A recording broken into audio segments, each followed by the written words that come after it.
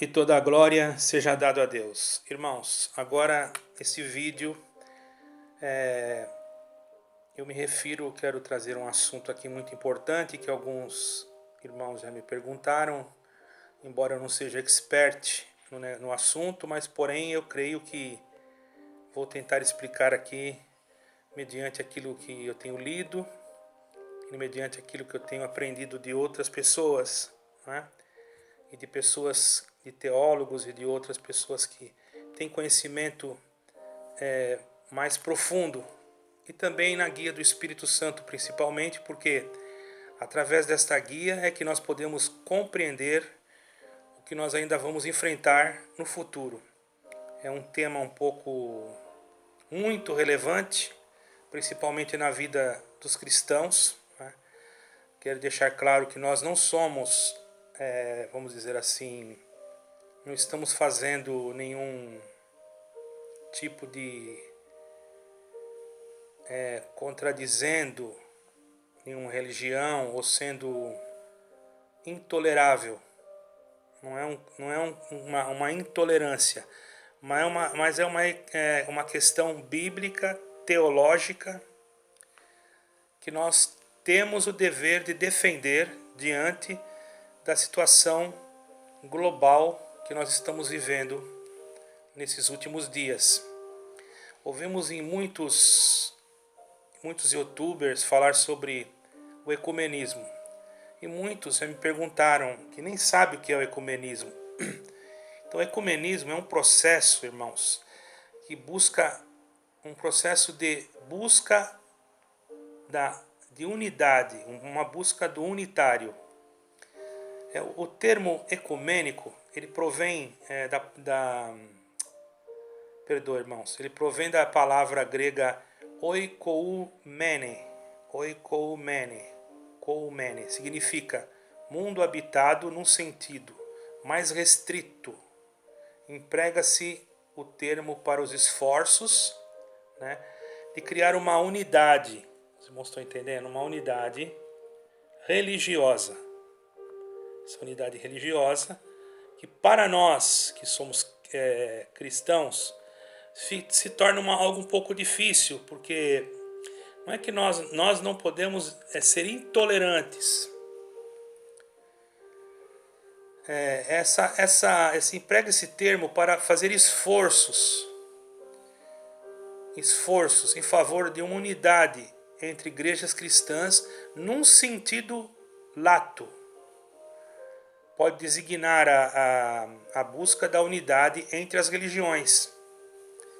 Nós não podemos ter, irmãos, conforme diz a palavra de Deus, servir a dois senhores. Se nós entrarmos num termo como esse, nós então podemos cometer um erro gravíssimo. Não tem como nós unificarmos todas as igrejas cristãs, como católica, ortodoxa, luterana, anglicana, protestante, etc.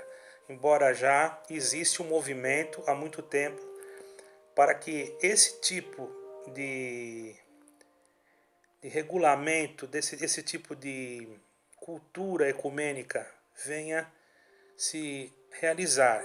É claro que deve haver respeito. Eu não sou contra o respeito e não sou contra que haja intolerância. Mas a unidade da fé nossa, não tem como nós unirmos uma crença. Vamos fazer um exemplo. No passado, como o povo de Israel poderia deixar de crer ou crer no Deus único, no Deus eterno, que era o Deus de Israel, e também crer em Baal, né? Então não existe como ligar a igreja, uma igreja que crê numa certa liturgia que contraria a essência da palavra de Deus ou a própria palavra de Deus, porque é uma definição muito fora daquilo que nós conhecemos da Bíblia Sagrada, sai fora, porque existe uma divisão entre as igrejas cristãs, porém essa divisão, em partes, ela é benéfica, porque existem movimentos que criam heresias e nós não podemos nos unir com esses movimentos, porque senão nós estamos indo contra a palavra de Deus. E o ecumenismo quer que nós tenhamos esta unidade, mantenhamos esta unidade, esse diálogo e uma cooperação comum, procurando superar as divergências históricas, culturais, a partir de uma reconciliação cristã que aceite a diversidade entre as igrejas. Quer dizer, nós não podemos, irmãos, existem hoje igrejas, nós não somos homofóbicos, nós amamos a todos, queremos o bem de todos, mas não somos a favor. Uma coisa é você querer o bem de uma pessoa, tratar ela bem, amá-la. Outra coisa é você concordar com o ato que aquela pessoa pratica. E não é porque eu não concorde com o ato que eu vou usar de violência. Eu não posso usar de violência, porque mesmo que a própria Constituição ela não permite isso. Mesmo também que nós, que somos cristãos, não somos ensinados a ser violentos. Nós somos ensinados, sim, a ensinar e trazer aquilo que está, irmãos, dentro de,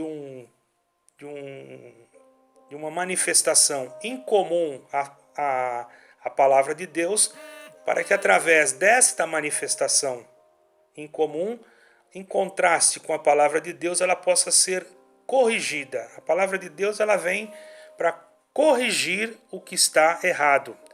Nós não podemos, por exemplo, ter comunhão com as trevas. Como que uma igreja cristã pode, se é para unir todas as igrejas, nós não temos nada contra igreja nenhuma, mas existem pessoas que são satanistas e existe a igreja de Satanás. Se for para unir todas as igrejas, fazer um ecumenismo, quer dizer que o cristianismo vai ter que se unir ou vai ter que ter diálogo com a igreja de Satanás. Dá a impressão que isso também vai valer.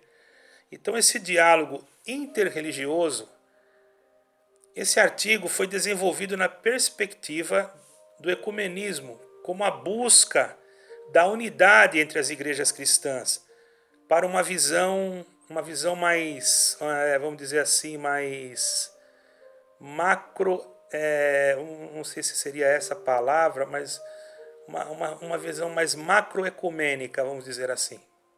Então vamos dizer que nós, irmãos, tenhamos que ter cuidado nessa parte. Se nós formos olhar, irmãos, para o que está escrito na palavra de Deus, a luz não tem comunhão com as trevas.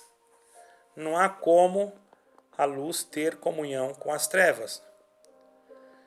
Nós apenas estamos falando uma coisa que é uma realidade, não existe nada que possa definir isso como uma coisa irreal. Isso está acontecendo, isso aí não é uma história que eu estou contando para vocês, não é algo que alguém me falou, ou que alguém me disse, ou que não, já está em processo uma busca desse unitário. Já está em processo, inclusive com autoridades religiosas. Já foram feitos até encontros religiosos, em quais destes encontros, várias igrejas evangélicas, se vocês procurarem no site do governo do estado de São Paulo, sobre o ecumenismo, vocês vão ver que já, isso não só em São Paulo, mas aqui na Europa, em outros lugares, há sempre esse assunto a ser tratado. E muitas igrejas evangélicas são a favor. Quer dizer, estão indo contra a palavra de Deus. Estão indo contra. Porque esse é um processo, irmãos, que vai fazer com que todos depois vão ter que ser dominados por alguém. Se nós unirmos um grupo e criarmos uma religião só, imagine, uma religião só, embora cada um com o seu princípio, mas uma religião só. Logicamente vai querer se criar uma liderança só. E quem será essa liderança, irmãos? Será isso não seria algo movido pelo anticristo? Temos que tomar cuidado, nós estamos caminhando para o último dia. Essa definição que busca a unidade entre todas as igrejas é um processo que dá para nós o entendimento que está se cumprindo a palavra de Deus. E haverá muitos contraditórios a respeito disso, referente a esta unidade, porque existem igrejas que se misturam com política, e isso já é uma política. E Jesus Cristo, ele não veio pregar uma política, ele veio pregar a salvação. Ele não veio pregar uma unidade entre as igrejas. Ele disse, está escrito, que na casa será... eu quero procurar aqui para que os irmãos entendam, irmãos.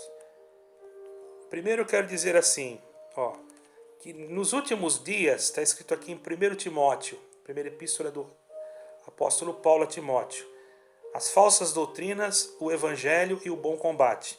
Como te roguei quando parti para a Macedônia, no versículo 3 do 1 Timóteo, como te roguei quando fosses para a Macedônia, que ficasses em Efésio, para advertir-lhes alguns que não ensinem outra doutrina, nem se deem a fábulas ou a genealogias intermináveis, que mais produzem questões do que edificação de Deus, que consiste na fé, assim como faço agora. Ora, o fim do mandamento é a caridade de um coração puro e de uma boa consciência e de uma fé não fingida, do que, desviando-se alguns, entregaram as vãs contendas, querendo ser doutores da lei, não entendendo nem o que dizem, nem o que afirmam. Então muitas pessoas querem ser doutores da lei e não entendem nem o que dizem e nem o que afirmam. Criar uma unidade, irmãos, é criar uma nova religião, dentro de um novo sistema religioso, destruindo, ou tentando destruir, porque não vai conseguir destruir, aquilo que Cristo nos ensinou. Pois o próprio Senhor Jesus Cristo disse para nós, na sua santa palavra, que seria um pai contra filho, irmão contra irmão, por causa do seu nome, que nós seríamos perseguidos. De repente aparece alguém querendo unificar. Eu não vou dizer, irmãos, que nós não temos que respeitar. Respeitar não quer dizer que eu vou adorar. Se a pessoa tem a sua fé, eu respeito a fé daquela pessoa. Mas é claro que se ela vir me questionar, ou se Deus me colocar no meu coração de falar daquilo que eu sei, que eu conheço e que eu sinto dentro da palavra de Deus, não sou melhor do que ninguém, eu acredito que isso, irmãos, é um diálogo que aquela pessoa pode conversar, pode sim acreditar naquilo que eu falei, como não. Isso é liberdade de expressão. Agora, se criar uma unidade dentro da igreja, no sentido de ligar todas as denominações a uma liderança, nós estamos criando uma nova igreja, com uma nova doutrina, e que de repente ela vai descaracterizar aquilo que o Senhor Jesus ensinou.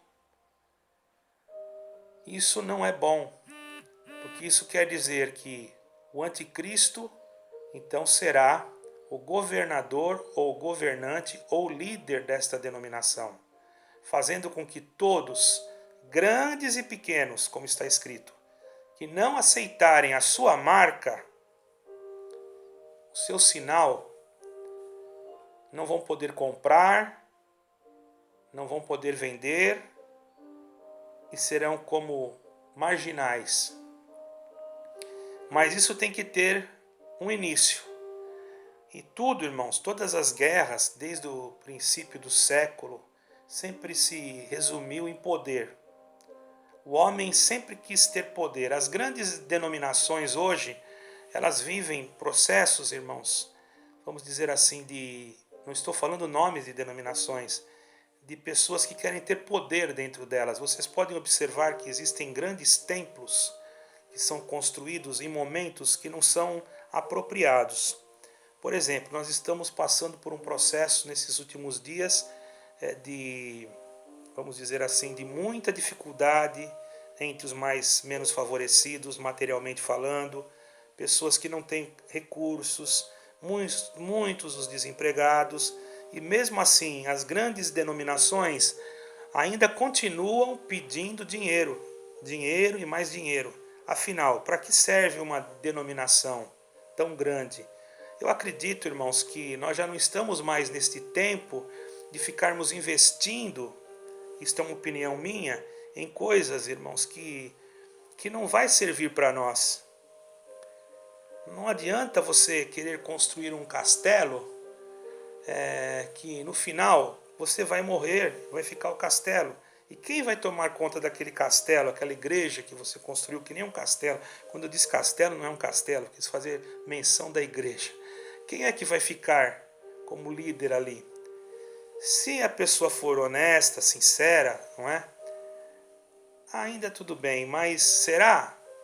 Porque quanto mais cresce, mais os olhos de muitos invejosos e cheios de malícia se levantam contra aquilo. É como um comércio, irmão. Se a pessoa tem um comércio que dá muito movimento, logo tem alguém querendo copiar aquele comércio. Porque viu, aquele ali foi bem. Isso quando não procura derrubar. É como um governo. O governo vai bem, sempre ele vai encontrar alguém contrário para querer derrubar aquele governo, criar algum motivo para aquele governo, materialmente falando, cair ou ser deposto, porque a inveja, o ciúme e a ambição pelo poder é o que destrói o homem. O homem, desde o princípio da criação, o que foi a causa do pecado original? Foi o poder. O homem quis ter poder. No céu, a grande batalha que houve lá foi porque um daqueles anjos, que eu nem vou citar o nome, quis ter poder além do poder que Deus tinha e foi lançado nas profundezas da terra. Então, essa unidade, esse ecumenismo, nada mais é do que centralizar o poder na mão de uma pessoa. E tenhamos cuidado, irmãos, porque nós estamos chegando no tempo que muitos líderes de grandes religiões e de grandes denominações, tanto evangélicas como outras, já foram comprados e as pessoas que estão lá dentro, irmãos, infelizmente, não estão com seus olhos abertos. E na sua simplicidade ainda estão ali. Porém, na simplicidade, Deus opera. Então, Deus fala com aquela pessoa, ela se alegra, mas vai chegar um momento que haverá uma transparência tão grande que é o adversário, que é o diabo, que está por trás dos bastidores de determinadas denominações, que aquele que for do Senhor Jesus, ele não vai permanecer lá dentro.